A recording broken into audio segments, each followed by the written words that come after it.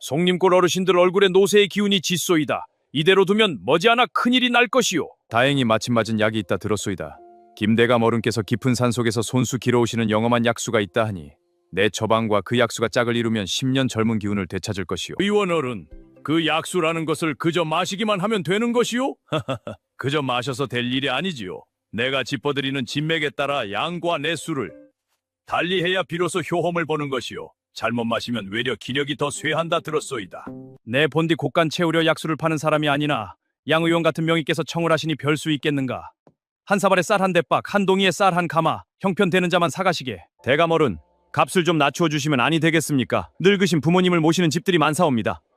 이 사람아, 내가 인심 써서 이만큼 받는 것일세. 누가 억지로 사라 하던가. 아이고, 다리에 힘이 풀려 한 발짝도 못 떼겠구나. 어이구, 왜 이러지? 팔이 허공에 들리지 않는구나. 약수양이 모자란 듯하오. 한 동이는 더 드셔야 차도가 보일 것이오. 괜찮다, 괜찮아. 잠시 어지러웠던 게야. 헤이라, 왜 그러느냐? 안색이 어둡구나. 어머니, 잠시 우물에 다녀오겠습니다. 그래, 조심히 다녀오너라. 길에서 함부로 사람 손은 잡지 말고. 우리 시어머님도 사흘째 자리 보전이라네. 그 잘난 약수도 별 효험이 없어. 우리 어머님은 김대감 댁에 쌀 2가마나 갖다 바쳤는데 되려 정신이 흐려지셨다네. 자식 도리는 어떻게 한단 말인가. 이게 다 무슨 일이람. 작년까지만 해도 정정하시던 어른들이 어찌 이리도 한꺼번에 자리 보전이람. 양 의원, 일이 잘 풀려가는구먼. 자네가 와준 덕분에 곡간 걱정을 덜었네.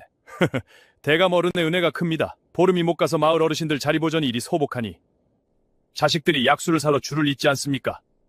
정말 기력만 빼고 죽진 않는단 말인가. 여부가 있겠습니까, 대감? 제가 팔도를 떠돌면서 얻은 비방입니다. 그 가루를 찻숟가락만큼만 풀어도 이틀이면 다리에 힘이 풀리고 나흘이면 자리에 눕게 됩니다. 리더, 허나 목숨에는 지장이 없으니 약수만 적당히 권해드리면 차도가 있는 듯 보일 따름이지요. 그래, 역시 자네 머리가 비상하네. 아주 좋아.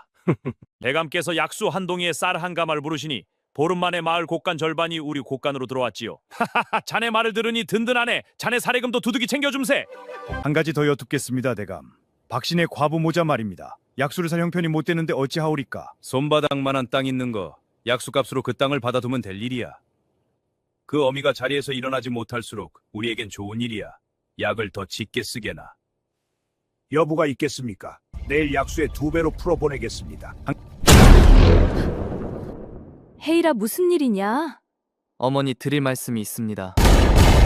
진실을 알아버린 헤이리는 어떻게 했을까요? 구독과 좋아요로 헤이리를 응원해주세요. 자, 이제 이야기 속으로 들어가 보겠습니다. 깊은 산자락 아래 송림골이라 불리는 작은 마을이 있었습니다. 소량이 짙은 골짜기 사이로 맑은 시냇물이 흐르고 마을 어귀의 큰 느티나무 아래에는 마을 사람들이 두레박을 늘어뜨려 함께 마시는 공동 우물이 있었습니다. 100년이 넘은 이 우물은 송림골의 자랑이었고 어른 아이 할 것 없이 이 물을 길어 밥을 짓고 차를 끓이며 살아왔습니다. 마을 한쪽 낡은 초가집에 어머니 박씨와 단둘이 사는 12살 소년이 있었습니다. 이름은 헤일이라 하였습니다. 일찍이 아비를 여인 헤일은 눈매가 서글서글하고 손이 야무져 새벽이면 어머니보다 먼저 일어나 마당을 쓸고 우물물을 길어오는 효심 깊은 아이였습니다. 그러나 헤일에게는 아무도 모르는 비밀이 하나 있었습니다. 남의 손을 잡으면 그 사람에게 닥칠 불행이 환영처럼 눈앞에 펼쳐졌던 것입니다. 5살 무렵 처음 그것을 알게 된 어머니 박씨는 그날 이후로 헤일에게 신신당부하였습니다. 헤일아, 내 손은 함부로 남에게 내미는 손이 아니란다. 알겠느냐? 예, 어머니. 누가 손을 잡자 해도 슬며시 빼거라. 사람은 제 앞날을 모를 때가 차라리 평안한 것이야. 헤일은 어머니의 말을 가슴 깊이 새겼습니다. 그래서 마을 사람들과는 늘 한 발짝 떨어져 인사만 나누었고 어른들이 머리를 쓰다듬어 줄 때면 슬며시 고개를 숙여 손을 비켰습니다. 마을 사람들은 그저 박신의 헤일이가 수줍음이 많은 아이라고 여길 뿐이었습니다. 그러던 어느 봄날이었습니다. 장날 어귀에서 헤일은 처음 보는 사내 하나를 마주쳤습니다. 새하얀 도포 자락에 검은 약상자를 둘러맨 떠돌이 의원이었습니다. 이름은 양 의원이라 하였고 스스로 팔도를 떠돌며 만가지 병을 보아 온명이라 일컬었습니다. 양 의원은 마을 어르신들 앞에 자리를 펴고 진맥을 자처하기 시작하였습니다. 허허, 송림골 어르신들 얼굴에 노쇠의 기운이 짙소이다. 이대로 두면 머지않아 큰일이 날 것이오. 마을 어르신들이 놀라 자기 얼굴을 만지작거렸습니다. 양 의원은 흰 수염을 쓰다듬으며 말을 이었습니다. 허나 다행히 마침 맞은 약이 있다 들었소이다. 이 마을 김대감 어른께서 깊은 산속에서 손수 길어 오시는 영험한 약수가 있다 하니 내 처방과 그 약수가 짝을 이루면 10년 젊은 기운을 되찾을 것이오. 어르신 한 분이 조심스레 여쭈었습니다. 의원 어른, 그 약수라는 것을 그저 마시기만 하면 되는 것이오? 양 의원이 의미심장하게 고개를 저었습니다. 허허, 그저 마셔서 될 일이 아니지요. 내가 짚어드리는 진맥에 따라 양과 횟수를 달리해야 비로소 효험을 보는 것이요. 잘못 마시면 외려 기력이 더 쇠한다 들었소이다. 마을 어르신들의 얼굴에 두려움이 스쳤습니다. 그날 저녁 마을에서 가장 큰 기와집의 주인 김대감이 사랑채 마루에 나와 헛기침을 하였습니다. 비단 두루마기에 호박 갓근을 늘어뜨린 김대감은 마을 사람들을 모아놓고 거드름을 피웠습니다. 내 본디 곳간 채우려 약수를 파는 사람이 아니나 양 의원 같은 명의께서 청을 하시니 별 수 있겠는가. 한 사발에 쌀 한 되박, 한 동이에 쌀 한 가마. 형편되는 자만 사가시게. 마을 사람 하나가 떨리는 목소리로 여쭈었습니다. 대감 어른, 값을 좀 낮추어 주시면 아니 되겠습니까? 늙으신 부모님을 모시는 집들이 많사옵니다. 김대감이 코웃음을 쳤습니다. 허허, 이 사람아. 천금을 주고도 못 사는 약수를 내가 인심 써서 이만큼 받는 것일세. 내 약수가 싫거든 마시지 말게나. 누가 억지로 사라 하던가. 마을 사람들 사이에서 술렁임이 일었습니다. 쌀 한 가마라면 어지간한 살림으로는 엄두도 못 낼 값이었습니다. 그러나 자식된 도리로 늙으신 부모님의 기력을 모른 척할 수도 없는 노릇이었습니다. 해일은 어머니 손을 꼭 붙잡고 그 광경을 멀찍이서 지켜보았습니다. 어쩐지 가슴 한구석이 서늘해 왔습니다. 며칠이 지났습니다. 처음엔 마을 동쪽 끝에 김노인이 밭일을 나갔다가 그대로 자리에 누웠습니다. 다리에 힘이 풀려 한 발짝도 못 떼겠구나. 다음 날에는 최 노인이 조반을 들다 말고 수저를 떨어뜨렸습니다. 팔이 허공에 들리지 않는구나. 마을에서 가장 정정하던 윤 할머니마저 사흘째 자리보전을 하였습니다. 자식들은 다급한 마음에 김대감 댁 곳간으로 달려가 약수를 받아왔습니다. 한 사발 두 사발 들이켜 보았으나 어르신들의 기력은 좀처럼 돌아오지 않았습니다.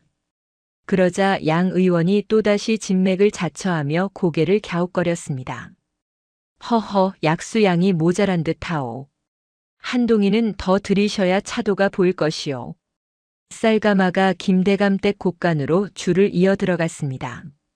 김대감의 곳간이 차오르는 만큼 마을 집집의 곳간은 비어갔습니다.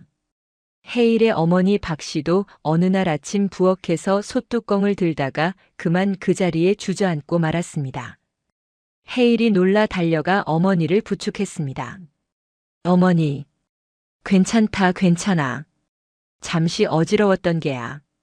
그러나 어머니의 손은 이미 가늘게 떨리고 있었습니다. 해일은 어머니의 손을 가만히 두 손으로 감쌌습니다. 어머니의 손을 잡지 말라던 어머니의 그 당부가 머릿속을 스쳤지만 떨리는 어머니의 손을 그대로 두고 볼 수만은 없었습니다. 그 순간 해일의 눈앞에 익숙한 풍경이 환영처럼 펼쳐졌습니다. 마을 한가운데 공동 우물. 깊은 밤 두레박이 천천히 흔들리고 있었습니다. 그리고 우물 옆에 검은 그림자 하나가 무릎을 꿇고 앉아 있었습니다. 보따리를 펴고 그 안에서 시커먼 가루를 한 줌 한 줌 우물 속으로 흘려넣고 있는 그림자. 해일은 숨을 멈추었습니다. 환영이 사라지고 정신이 돌아왔을 때 어머니의 떨리는 손이 여전히 헤일의 손 안에 있었습니다. 헤일아, 왜 그러느냐? 안색이 어둡구나. 헤일은 차마 대답하지 못하고 가만히 어머니를 자리에 눕혔습니다. 그날 밤 헤일은 잠을 이루지 못한 채 봉창 너머로 마을 우물 쪽을 오래도록 바라보았습니다. 송림골의 백년 우물. 그 깊은 물속에 도대체 누가 무엇을 풀고 있단 말입니까? 헤일의 작은 가슴 속에서 무언가 단단한 것이 천천히 자라기 시작하였습니다. 새벽이 오기까지 헤일은 한숨도 자지 못하였습니다. 어머니의 얕은 숨소리가 방 안에 가득하였고 봉창 너머로 들리는 풀벌레 소리만이 무거운 침묵을 깨뜨렸습니다. 환영 속 그 검은 그림자. 마을 한가운데 백년 우물에 시커먼 가루를 풀던 그 손길. 그것이 누구의 손이었단 말입니까? 헤일은 떨리는 손으로 봉창 살을 꼭 움켜쥐었습니다. 날이 밝자 헤일은 가만히 자리에서 일어났습니다. 어머니의 이마에 손을 짚어보니 미열이 가시지 않고 있었습니다. 어젯밤보다 더 야위어 보이는 어머니의 얼굴을 보자 헤일의 가슴이 죄어왔습니다. 어머니, 잠시 우물에 다녀오겠습니다. 그래, 조심히 다녀오너라. 길에서 함부로 사람 손은 잡지 말고. 헤일은 입을 다문 채 고개만 끄덕이고 마당으로 나섰습니다. 마을 한가운데 우물에는 이미 동네 안악들이 모여 있었습니다. 모두 한결같이 근심 어린 얼굴로 두레박을 길어 올리고 있었습니다. 우리 시아버님도 사흘째 자리보전이라네. 그 잘난 약수도 별 효험이 없어. 우리 어머님은 김대감 댁에 쌀 2감 하나 갖다 바쳤는데 외려 정신이 흐려지셨다네. 자식 도리는 어떻게 한단 말인가. 이게 다 무슨 일이람. 작년까지만 해도 정정하시던 어른들이 어찌 이리도 한꺼번에 자리보전이람. 안악들의 한숨이 우물가에 가득하였습니다. 헤일은 가만히 우물가로 다가가 고개를 숙여 안을 들여다보았습니다. 우물물은 여느 때와 다름없이 맑아 보였습니다. 그러나 환영 속 그 검은 그림자는 분명 이 우물의 가루를 풀고 있었습니다. 헤일은 두레박을 길어 우물물을 그릇에 담아 가만히 들여다보았습니다. 그 순간 두레박 줄을 잡았던 손끝으로 또 다른 환영이 스쳤습니다. 마을 어귀 사이길. 한 사내가 보따리를 등에 지고 어둠 속을 걸어가고 있었습니다. 사내가 잠시 발걸음을 멈추고 뒤를 돌아보았을 때 헤일은 그 얼굴을 보고 말았습니다. 흰 도포 자락의 검은 약상자. 양 의원이었습니다. 헤일은 숨을 거칠게 몰아쉬며 그 자리에 멈춰 섰습니다. 그렇다면 우물에 가루를 푼 것은 다름 아닌 양 의원이란 말입니까? 그러나 양 의원은 김대감의 약수를 권하는 의원이었습니다. 어찌하여 양 의원이 마을 우물에 가루를 풀어야 한단 말입니까? 그날 오후 헤일은 양 의원의 약방 앞을 지나가던 길에 뜻밖의 광경을 목격하였습니다. 기와집 김대감이 사람들 눈을 피해 양 의원의 약방 뒷문으로 슬며시 들어가는 모습이었습니다. 헤일은 본능적으로 몸을 낮추어 담장 그늘에 숨었습니다. 봉창 너머로 2 사람의 목소리가 새어나왔습니다. 양 의원, 일이 잘 풀려가는구먼. 자네가 와준 덕분에 곳간 걱정을 덜었네. 허허, 대감 어른의 은혜가 큽니다. 보름이 못 가서 마을 어르신들 자리보전이 이리 소복하니 자식들이 약수를 사러 주를 잊지 않습니까? 자네가 처방한 그 가루 효과가 참 신통하네. 정말 기력만 빼고 죽지는 않는단 말인가. 여부가 있겠습니까, 대감? 제가 팔도를 떠돌면서 얻은 비방입니다. 그 가루를 찻숟가락만큼만 풀어도 사흘이면 다리에 힘이 풀리고 닷새면 자리에 눕게 됩니다. 허나 목숨에는 지장이 없으니 약수만 적당히 권해드리면 차도가 있는 듯 보일 따름이지요. 그래, 자네 머리가 비상하네. 대감 어른께서 약수 한 동이에 쌀 한 가마를 부르시니 보름 만에 마을 곳간 절반이 우리 둘 곳간으로 흘러들어왔지요. 어르신들이 보름만 더 누워 계셔도 마을 곳간 절반은 더 우리 것이 될 것입니다. 하하, 자네 입에서 그런 말을 들으니 든든하네. 보름 후에는 자네 사례금도 두둑이 챙겨줌세. 한 가지 더 여쭙겠습니다, 대감. 박신의 과부 모자 말입니다. 그 집은 살림이 빠듯하여 약수를 살 형편이 못 되는데 어찌하오리까. 허허, 그 집도 바대 손바닥만 한 땅떼기 하나는 있지 않은가. 약수값으로 그 땅을 받아두면 될 일이야. 어차피 과부가 자식 하나 끼고 농사를 지어봤자 얼마나 짓겠는가. 역시 대감 어른의 안목은 비할 데가 없으십니다. 송림골에서 가장 좋은 자리에 있는 그 밭이 대감 손에 들어가면 마을 절반은 대감 차지가 되는 셈이지요. 그렇지. 그 어미가 자리에서 일어나지 못할수록 우리에겐 좋은 일이야. 약을 더 짙게 쓰게나. 여부가 있겠습니까? 내일 약수에 2배로 풀어보내겠습니다. 헤일은 손으로 입을 틀어막았습니다. 가슴이 미친 듯이 뛰었습니다. 환영이 옳았던 것입니다. 우물에 가루를 푼 것도 그 가루로 어르신들의 기력을 빼앗은 것도 모두 양 의원의 짓이었고 김대감은 그 사실을 알면서도 영험한 약수라며 마을 사람들의 쌀을 긁어가고 있던 것이었습니다. 헤일은 떨리는 다리로 그 자리를 빠져나왔습니다. 집으로 돌아오는 길 내내 어떻게 해야 할지 몰라 가슴이 답답하였습니다. 누구에게 이 사실을 말해야 한단 말입니까? 어머니께 말씀드릴까? 그러나 어머니는 지금 자리에 누우신 처지. 동네 어른들에게 말씀드릴까? 그러나 12살 소년의 말을 누가 들어주겠습니까? 그날 밤 헤일은 어머니 곁에 무릎을 꿇고 앉았습니다. 어머니, 드릴 말씀이 있습니다. 무슨 말이냐, 헤일아. 오늘 양 의원 약방 뒤에서 김대감과 양 의원이 하는 말을 들었습니다. 두 사람이 우물에 가루를 풀어 어르신들 기력을 빼앗고 그 약수로 마을 사람들의 쌀을 받아가는 것이었습니다. 어머니의 눈이 흔들렸습니다. 그러나 곧 가만히 고개를 저으셨습니다. 헤일아, 그 말이 사실이라 한들 누가 내 말을 믿겠느냐. 김대감은 마을 제일 가는 양반이고 양 의원은 10,000가지 병을 본다는 명의이다. 자식된 내가 함부로 입을 놀렸다가는 우리 모자가 마을에서 쫓겨날 수도 있단다. 내 능력은 누구에게도 보이지 않는 비밀이야. 환영을 보았다 한들 그것을 어찌 증명하겠느냐. 함부로 나서지 말거라. 어머니의 손이 가만히 헤일의 손을 잡았습니다. 떨리는 손이었지만 그 안에는 단호함이 깃들어 있었습니다. 헤일은 고개를 떨구었습니다.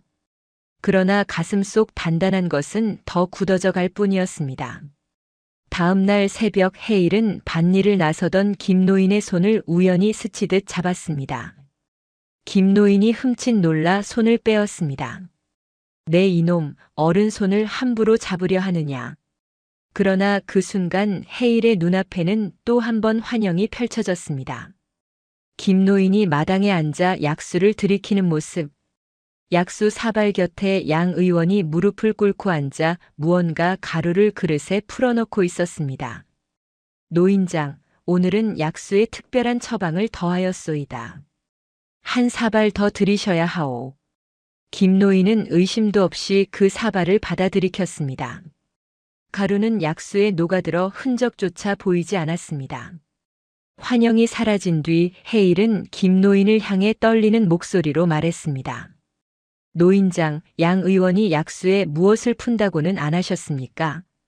이 녀석이 별소리를 다 하는구나. 양 의원께서는 진맥에 따라 처방을 더하실 뿐이야. 명의의 깊은 뜻을 어찌 너 같은 어린 것이 알겠느냐. 어서 가거라. 헤일은 입술을 깨물었습니다.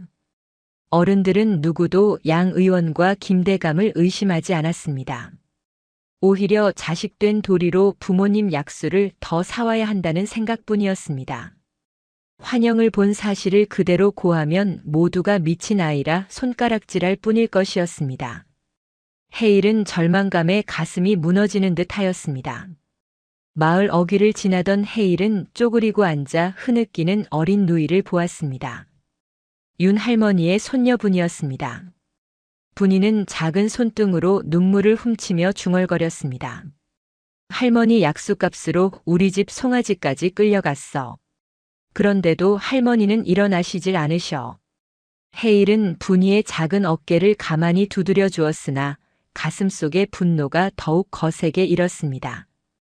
어머니 박씨도 그날 저녁에는 미음 한술 뜨지 못한 채 자리에 누워 헛소리를 내뱉었습니다. 헤일은 어머니의 식어가는 손을 두 손으로 감쌌습니다. 더는 시간이 없었습니다. 그날 저녁 헤일은 또다시 김대감 댁 뒷뜰을 살피러 갔습니다. 그런데 마당 한 구석에서 양 의원이 어디론가 보따리를 들고 빠져나가는 모습을 보았습니다. 헤일은 발자국 소리를 죽이며 그 뒤를 밟았습니다. 양 의원의 흰 도포 자락이 골목을 돌아 마을 한가운데로 향하고 있었습니다. 양 의원이 향한 곳은 마을 한가운데 공동 우물이었습니다. 사방에 인기척이 없는 것을 확인한 양 의원이 보따리를 풀어 작은 항아리를 꺼냈습니다. 그리고 그 안에 가루를 두레박에 한 줌 한 줌 흘려 넣었습니다. 두레박이 천천히 우물 속으로 내려갔습니다. 헤일은 환영 속에서 보았던 그 장면을 두 눈으로 똑똑히 보고 말았습니다. 가슴이 무너지듯 두근거렸습니다. 양 의원의 손에서 흘러내리는 시커먼 가루가 두레박 속 맑은 물을 천천히 더럽혀 갔습니다. 송림골의 백년 우물이 한 사내의 손끝에서 매일같이 도구로 변하고 있었던 것입니다. 양 의원은 가루를 다 푼 뒤 두레박을 우물 깊이 내려 흔들어 주었습니다. 그러고는 빈 항아리를 다시 보따리에 넣고 사방을 한번 살핀 후 어둠 속으로 사라졌습니다. 우물에는 평화로운 두레박 줄만이 남았으나 헤일은 그 평화 뒤에 숨겨진 가증스러운 음모를 똑똑히 보았습니다. 그러나 동시에 헤일은 알았습니다. 이 일을 입으로만 떠들어서는 누구도 믿어주지 않는다는 것을. 두 사람을 잡으려면 그 자리에서 직접 가루를 푸는 모습을 마을 어른들 모두가 함께 보아야만 한다는 것을. 양 의원의 손에 그 항아리가 들린 채로 잡아야만 한다는 것을. 마을 한복판으로 돌아온 헤일은 어머니가 누워 계신 방의 봉창 앞에 앉았습니다. 그리고 가만히 두 주먹을 쥐었습니다. 송림골 백년 우물. 양 의원과 김대감. 검은 가루와 빈 곳간. 헤일의 작은 가슴 속에서 분노와 두려움이 교차하였습니다. 그러나 분노가 두려움을 천천히 눌러갔습니다. 헤일의 작은 머릿속에 한 가지 계획이 자리 잡아가고 있었습니다. 두 사람을 한꺼번에 잡으려면 마을 어르신들이 모두 한자리에 모여야 합니다. 그리고 양 의원이 가루를 풀러 우물에 나서는 그 순간 그 자리에서 가루의 정체를 만천하에 드러내야만 합니다. 밤이 깊었습니다. 헤일은 이불 속에서 한참을 뒤척였습니다. 어머니의 마지막 말이 귓가에 맴돌았습니다. 어미는 더 살지 못해도 좋다. 내가 무사하기만 하면 그것으로 족하다. 헤일은 두 주먹을 더욱 단단하게 쥐었습니다. 어머니를 살리는 길이 어디 있을지, 마을을 살리는 길이 어디 있을지. 양 의원의 약상자에 든 그 검은 보따리. 그것을 어떻게든 마을 사람들 앞에 꺼내 보여야 했습니다. 어머니가 무너지기 전에. 박 노인 어른이 영영 자리에서 일어나지 못하시기 전에. 마을의 곳간이 텅 비어 풀뿌리마저 캐러 다녀야 하는 봄이 닥치기 전에. 어린아이의 말은 누구도 믿어주지 않을 것이었습니다. 그렇다면 양 의원이 직접 그 가루를 손에 쥐고 있는 모습을 누군가의 두 눈으로 보게 해야 했습니다. 짐승을 잡으려면 짐승이 좋아하는 미끼를 놓아야 하는 법입니다. 양 의원이 좋아하는 미끼는 무엇이겠습니까? 가루를 풀어 약수를 만들어야 할 새로운 환자, 다시 말하면 새로운 먹잇감이었습니다. 새벽 달기 두 번 울 즈음 헤일은 이불을 박차고 일어났습니다. 헤일은 동이 트기 직전 박 노인댁 살인문을 가만히 두드렸습니다. 며칠 전 김대감 앞에 무릎을 꿇었던 며느리가 부엌에서 막 쌀을 일고 있었습니다. 헤일이 다가가자 며느리는 놀라 손을 멈추었습니다. 이 새벽에 무슨 일로? 헤일은 부뚜막 곁에 무릎을 꿇었습니다. 아주머니, 제 말 한 번만 들어주십시오. 송아지와 닷 맞이기 논이 어떻게 김대감 댁으로 들어갔는지 그 내막을 제가 알고 있습니다. 며느리의 손이 가만히 멈추었습니다. 헤일은 가만한 목소리로 어제 저녁 뒷담장 너머에서 들은 두 사람의 대화를 한마디 한마디 옮겼습니다. 한양에 큰 집을 살만하다는 양 의원의 목소리. 자네 모가지가 먼저 떨어진다는 김대감의 위협. 양민 행세하는 의원에게 가루를 구해준 사람이 김대감이라는 사실까지. 며느리의 눈에서 굵은 눈물이 후두두 떨어졌습니다. 그러면 우리 시아버님이 송아지와 논이 다 그자들의 손에. 며느리는 한참 동안 말을 잇지 못하다가 가만히 고개를 들었습니다. 헤일아, 내가 무엇을 하면 되겠느냐? 헤일은 그제야 한밤내 짠 계획을 하나하나 펼쳐놓았습니다. 미끼는 자기 어머니였습니다. 어머니가 위중하다는 핑계로 양 의원을 자기 집에 부른다. 양 의원이 가루 보따리를 풀어 약수에 타는 그 결정적인 순간에 며느리가 마루 밑에서 뛰쳐나와 가루를 그 자리에서 빼앗는다. 동시에 박 노인의 손자가 사또께 달려가 사실을 고하고 포졸들을 청해온다. 어머니를 미끼로 삼는다는 그 말이 차마 입에서 떨어지지 않아 헤일은 두어 번이나 목이 메었습니다. 그러나 어머니를 살리려면 어머니의 위중함을 빌려야 했습니다. 그것이 송림골에 남은 마지막 미끼였습니다. 우리 시동생이 마침 밭에서 곁두리를 먹고 들어왔을 게다. 내가 일러두면 될 일이야. 그 아이는 다리가 빠르고 사또와도 안면이 있단다. 며느리가 물 묻은 손을 옷고름에 닦으며 말하였습니다. 마침 살인문 안으로 박 노인의 손자 박서방이 들어섰습니다. 등에 진 가지런한 풀단이 흙냄새를 풍겼습니다. 며느리가 시동생을 부엌으로 끌고 들어가 한참 동안 무엇인가 일러주었습니다. 박서방의 얼굴이 처음에는 하얗게 질렸다가 다음에는 두 눈이 시뻘겋게 충혈되었습니다. 그는 풀단을 그 자리에 던져놓고 신을 다시 졸라매었습니다. 형수, 사또 어른께 이 모든 것을 그대로 고하리이다. 형님 약값으로 송아지와 논을 빼앗기던 날부터 가슴이 무너지고 있었사외다. 가는 길에 한눈도 팔지 않을 것이니 형수께선 이댁 안주인 살리시고 내 형님을 일으키시는 일에 부디 차질 없이 하시오. 박서방은 살인문을 박차고 산길로 내달렸습니다. 옆 고을 동원까지는 한 걸음의 한식경, 빨리 닿으면 한낮 전에 사또를 모셔올 수 있을 것이었습니다. 헤일과 며느리는 서둘러 헤일의 집으로 돌아왔습니다. 어머니는 미음 한 모금도 뜨지 못한 채 자리에 누워 있었습니다. 헤일은 어머니의 야위어진 손을 살며시 잡았다가 가만히 놓았습니다. 어머니, 잠시만 견디어 주세요. 오늘 안으로 어머니를 일으킬 길을 마련해 보이겠습니다. 며느리가 토방 마루 밑으로 몸을 숨겼습니다. 빈 항아리 하나를 가만히 끌어다 놓고 양 의원이 가루를 푼 약수를 그 안으로 그대로 빼앗아 담기로 한 약속이었습니다.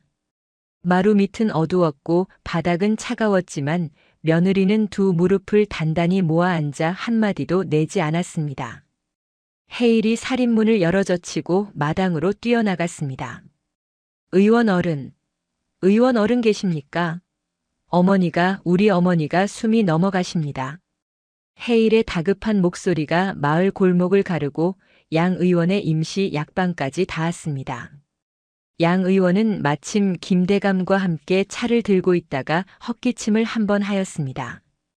두 사람의 눈이 마주쳤습니다. 양 의원의 입꼬리가 슬그머니 올라갔습니다. 대감, 박신의 안주인이 마침내 자리를 굳히는 모양이요. 약값으로 그 모자가 무엇을 내놓을지 한번 가보아야 하지 않겠소이까. 김대감이 수염을 쓰다듬으며 빙긋 웃었습니다. 그래, 내가 친히 동행하지. 그 댁에 남은 거라곤 어미 하나, 자식 하나, 그리고 솥단지뿐이렸다. 솥단지라도 받아와야겠지. 두 사람이 빠른 걸음으로 헤일의 집을 향하였습니다. 길에는 마을 사람 두엇이 그들을 보고 한숨을 쉬며 비켜섰습니다. 해일의 집 안으로 들어선 양 의원이 어머니의 손목을 또 잡아보았습니다.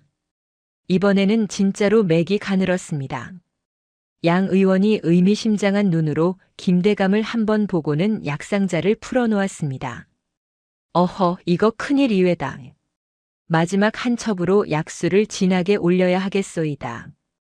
보통 약수로는 어림도 없소. 양 의원이 약상자 한 구석에서 검은 천에 쌓인 작은 보따리를 꺼냈습니다.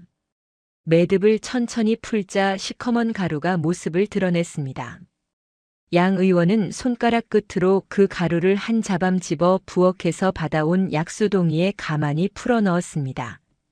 가루가 물 위에 떨어지자 검은 띠를 그리며 천천히 풀어졌습니다. 양 의원은 동이를 한번 휘저은 뒤 만족스러운 듯 입꼬리를 올렸습니다. 김대감은 미닫이에 비스듬히 기댄 채 그 광경을 흐뭇하게 지켜보고 있었습니다. 마루 아래에서는 며느리가 두 주먹을 단단히 쥔 채 신호를 기다리고 있었습니다. 그 순간이었습니다. 여보시오, 의원 양반. 마루 밑에서 방 놓인 며느리가 뛰쳐나와 약수동이를 와락 끌어안았습니다. 양 의원의 얼굴이 새파랗게 질렸습니다. 며느리는 동이를 가슴에 안은 채 두 발로 뒤로 몇 걸음 물러섰습니다. 이 가루가 무엇이오? 우리 시아버님 자리에 누우시고 송아지의 단마지기 논까지 다 빼앗긴 까닭이 바로 이 가루에 있더이다. 내 두 눈으로 똑똑히 보았소. 양 의원의 검은 보따리가 마룻바닥에 툭 떨어졌습니다. 김대감이 서둘러 일어서며 헛기침을 하였습니다. 이 사람아, 이게 무슨 추태인가? 의원이 약을 짓는 것이 이상한 일인가? 정신을 차리시게. 며느리가 더욱 단단한 목소리로 받아쳤습니다. 대감 어른, 그 약이 약이라면 의원 어른께서 한 사발 드시고 보이시지요. 우리 마을 어른들 자리에 눕히시던 그 약수 의원 어른께서 한 사발만 시원하게 들이키셔 보시지요. 김대감이 흠칫 뒤로 한 걸음 물러섰습니다. 양 의원은 입을 다문 채 사방을 둘러보았습니다. 도망갈 길을 찾는 짐승의 눈이었습니다. 마당에서 발자국 소리가 우르르 들려왔습니다. 마을 사람들이 며느리의 외침을 듣고 한두 명씩 모여들고 있었습니다. 그리고 그 뒤로 사또의 일행이 한 무리 들이닥쳤습니다. 박서방이 먼저 살인문을 들이밀며 외쳤습니다. 사또 어른 듭시었소이다. 형수께서 무사하신가? 푸른 쾌자의 전립을 쓴 사또와 포졸 너덧이 마당에 서서 좌우를 둘러보았습니다. 사또가 묵직한 목소리로 입을 열었습니다. 의원 양가와 부유한 김가, 그 자리에 무릎 꿇으시오. 마을 어른들의 기력을 빼앗고 곡식과 논밭을 갈취한 죄목, 며느리의 증언과 가루의 물증으로 이 자리에서 묻겠소. 약값으로 송아지와 논을 빼앗긴 집이 한둘이 아니라 들었소. 의원의 약상자에 든 그 가루가 무엇인지부터 똑똑히 풀어 보이시오. 양 의원이 그 자리에 털썩 무릎을 꿇었습니다. 그러고는 떨리는 목소리로 한마디 한마디를 토하기 시작했습니다. 제가 어찌 이런 흉계를 혼자 짰겠습니까? 김대감이 그 가루를 구해주시고 어른들 자리에 누이는 까닭과 갈취의 셈을 일러주신 분이 바로 김대감이옵니다. 저는 그저 시키는 대로 약수에 풀고 진맥이라 말한 것뿐이요. 사또 어른, 부디 통촉하여 주옵소서. 김대감의 두 다리가 후들거렸습니다. 그는 도망갈 길을 찾는 듯 갑돌이를 향해 손짓을 하였습니다. 그러나 갑돌이는 사또 일행 한가운데 굳은 얼굴로 서 있었습니다. 그 또한 어느 사이엔가 진실 앞에 입을 열고 김대감의 죄목을 거들고 있었던 것입니다. 김대감의 얼굴이 흑빛으로 변하였습니다. 마을 사람들이 한 걸음씩 다가들었습니다. 송아지를 잡힌 김노인의 며느리, 닷 마지기 논을 잡힌 최 노인의 아들, 자리에 누우신 윤 할머니의 손녀까지 한 사람 한 사람이 그를 향해 손가락을 내밀었습니다. 한마디씩 받아쳐지는 원망이 마당 가득 찼습니다. 우리 시아버님 자리에 누이신 까닭이 그 가루이옵소이까. 우리 닷 마지기 논을 빼앗으신 까닭이 그 약수이옵소이까. 우리 할머니 미음 한술 못 드시게 만드신 까닭이 바로 대감 아니십니까? 김대감이 결국 마당에 무릎을 꿇었습니다. 포졸들이 두 사람을 단단히 결박하였습니다. 헤일은 어머니의 곁에 앉아 그 광경을 가만히 지켜보았습니다. 어머니의 손이 천천히 헤일의 손 위에 얹혔습니다. 그 손은 가늘었지만 따뜻하였습니다. 어머니의 가는 눈에서 안도의 눈물이 한 방울 떨어져 헤일의 손등 위에 동그랗게 맺혔습니다. 그러나 헤일은 알고 있었습니다. 두 빌런이 묶여 끌려가는 것만으로 마을이 다 일어서는 것은 아니라는 것을. 어머니의 야위어진 손목에는 아직 핏기가 돌아오지 않았고 마을 어른들은 여전히 자리에 누워 계셨습니다. 진짜 약을 찾아 어른들을 일으키는 일이 이제부터의 또 다른 싸움이었습니다. 옆 고을 동원으로 끌려간 양 의원과 김대감의 결박줄에는 송림골 사람들의 발자국이 줄을 이었습니다. 사또는 묵직한 목소리로 두 사람을 차례로 끌어올렸습니다. 의원 양가 그 가루의 정체와 출처를 자복하라. 양 의원이 곤장 한 차례에 무너져 한마디 한마디 토하기 시작했습니다. 그 가루는 동북 광산골에서 광부들이 멀리하던 검은 광물 가루이옵니다. 한 자반만 풀어도 사람의 기력을 빨아먹어 자리에 눕게 하는 흉한 분말이옵니다. 김대감이 광산골 우두머리에게 곡식을 주고 1년치 분량을 사들여 소인에게 건네주셨사옵니다. 소인은 그저 시키는 대로 약수에 풀고 약수값으로 송아지와 논밭을 받아 김대감 곳간에 들였사옵니다. 좌중이 술렁였습니다. 김대감이 다급히 입을 열려 하였으나 그 자리에 있던 갑돌이가 먼저 머리를 조아리며 입을 열었습니다. 대감 곳간의 송림골에서 빼앗아 들인 곡식이 그득하옵고 송아지와 논문서가 모두 김대감댁 행랑채 괴짝에 보관되어 있사옵니다. 소인이 직접 들여 쌓은 것이오니 한 되박도 어김이 없사옵니다. 사또가 묵직한 호령을 내렸습니다. 양가에게는 곤장 100대와 머나먼 유배, 김대감의 곳간을 봉하고 그 안에 곡식과 송아지, 논문서 일체를 송림골 본주인들에게 환수하라. 김대감은 사람의 목숨을 다수 해친 죄목이 분명하니 사형에 처할 것이로되 그 정상을 다시 한번 도성에 올려 정한 절차를 따를 것이다. 김대감이 그제야 머리를 풀어 흙바닥에 짓지으며 통곡을 시작했습니다. 그러나 그 통곡은 죄를 뉘우치는 통곡이 아니라 곳간을 빼앗기게 된 자의 통곡일 뿐이었습니다. 마을 사람들의 통곡이 그제야 환호로 바뀌었습니다. 그 길로 봉인이 풀린 김대감댁 곳간에서 곡식 가마가 한 가마 한 가마 본주인들에게 돌아왔습니다. 송아지를 잃었던 김노인댁 며느리는 어미소를 다시 한번 끌어안고 한참을 흐느꼈고 닷 마지기 논문서를 잃었던 최 노인의 아들은 두 무릎이 꺾여 사또 앞에 엎드려 절하였습니다. 그 길로 옆 고을의 명의 한 분이 송림골을 찾았습니다. 사또가 친히 모셔온 분이었습니다. 명의는 자리에 누우신 어른들을 한 분 한 분 진맥하시고는 마침내 입을 여셨습니다. 이분들의 기력은 본디 가루에 빨린 것이라 하나 송림골이 본래 산이 깊고 물이 좋은 곳이니 살릴 길이 있소이다. 깊은 산 바위 틈에서 솟는 천연 안반수를 받아다가 환기를 푹 다려들이시면 기력이 차차 돌아올 것이요. 환기는 본디 송림골 뒷산 산자락에 흔히 자라는 콩과의 약초이니 캐기도 어렵지 아니할 것이요. 헤일은 어머니 곁에 있다가 그 말씀을 듣고 두 눈이 번쩍 뜨였습니다. 송림골 뒷산의 깊은 골짜기 바위 틈에서 솟는 차고 맑은 물줄기를 헤일은 어렸을 적부터 알고 있었습니다. 박 노인의 손자 박서방이 앞장을 섰습니다. 마을의 젊은이들이 호미와 동이를 들고 뒷산으로 올랐습니다. 깊은 골짜기에서 황기 뿌리가 도톰하게 뽑혀 한 단 한 단 묶였습니다. 노란 빛이 도는 황기의 살결은 보기에도 든든하였습니다. 바위 틈에서 솟아 흐르는 천연 안반수는 손이 시릴 만큼 차고 맑아 동이에 떠담으면 햇볕이 그 안에서 일렁였습니다. 송림골 사람들은 그제야 알게 되었습니다. 본디 살릴 약은 마을 뒷산에 그득히 자라고 있었고 본디 살릴 물은 깊은 골짜기 바위 틈에 끊임없이 솟고 있었던 것을, 어른들의 기력을 돌려놓을 것은 멀리 떠도는 양 의원의 약상자가 아니라 마을이 본래 품고 있던 산과 물이었던 것입니다. 마을 부엌이 모처럼 분주해졌습니다. 한 솥, 두 솥 황기약을 진하게 달여 어른들의 입에 한 모금씩 넣어드렸습니다. 사흘이 지나자 박 노인이 가만히 눈을 떴습니다.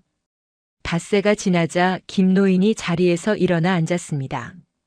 이래가 되자 윤 할머니가 마당으로 나와 햇볕을 쬐었습니다. 해일은 어머니 곁을 한시도 떠나지 않으며 황기약을 달여 올렸습니다. 어머니의 야위었던 손목에 차츰 핏기가 돌아오고 가늘었던 숨소리가 깊어지기 시작했습니다. 마침내 어느 아침 어머니가 자리에서 일어나 부엌으로 나오시었습니다. 그러고는 모처럼 손수 아침 밥상을 차리시었습니다. 따뜻한 흰쌀밥과 시래기 된장국, 도라지 무침과 콩자반이 정갈하게 놓인 작은 소반이었습니다. 해일은 한술 떠 입에 넣다 말고 와락 어머니의 무릎에 얼굴을 묻었습니다. 어머니가 가만히 해일의 등을 쓸어주셨습니다. 해일아, 어미가 너 때문에 살았다. 어미가 너 때문에 송림골이 살았다. 어린 내 두 손이 이 어미를, 이 마을을 일으켜 세웠구나. 어머니의 눈에서 떨어진 눈물이 이번에는 슬픔의 눈물이 아니라 감사의 눈물이었습니다. 송림골에 봄이 왔습니다. 100년 우물의 물맛은 도리어 가루가 남기지 않은 본래의 맑음을 되찾았고 사람들은 이제 그 우물물을 길어가도 두려워하지 않았습니다. 해일은 그날 아침 우물가에 가서 두레박을 끌어올려 한 사발 가득 우물물을 떠마셨습니다. 차고 맑은 물이 목을 타고 가슴까지 시원하게 흘러내렸습니다. 해일의 두 눈에 잠시 눈물이 그렁그렁 맺혔다가 사라졌습니다. 마을 사람들은 한 가지 약속을 새로 정하였습니다. 약방의 의원이라 하여 무턱대고 믿지 말 것, 마을의 큰 어른이라 하여 어른들의 곳간을 마음대로 채우게 두지 말 것, 그리고 어린아이의 말이라도 한 번은 귀를 기울여 들어볼 것. 이 세 가지를 송림골의 새 가르침으로 삼아 어른들이 모이는 자리마다 한 번씩 입에 올리기로 하였습니다. 해일은 그날도 어머니와 함께 마당의 토방 마루에 앉아 햇볕을 쬐었습니다. 어머니의 손이 해일의 손 위에 가만히 얹혔습니다. 그 손은 이제 가늘지도 차갑지도 않았습니다. 곁에는 박 노인 며느리가 사또에게 받은 표창 비단을 정중히 받들어 들고 인사를 올렸고 박서방은 마당을 가로질러 새 송아지를 끌고 들어왔습니다. 마을 사람들의 웃음소리가 송림골 골목을 메웠습니다. 송림골의 우물은 다시 송림골의 자랑이 되었습니다.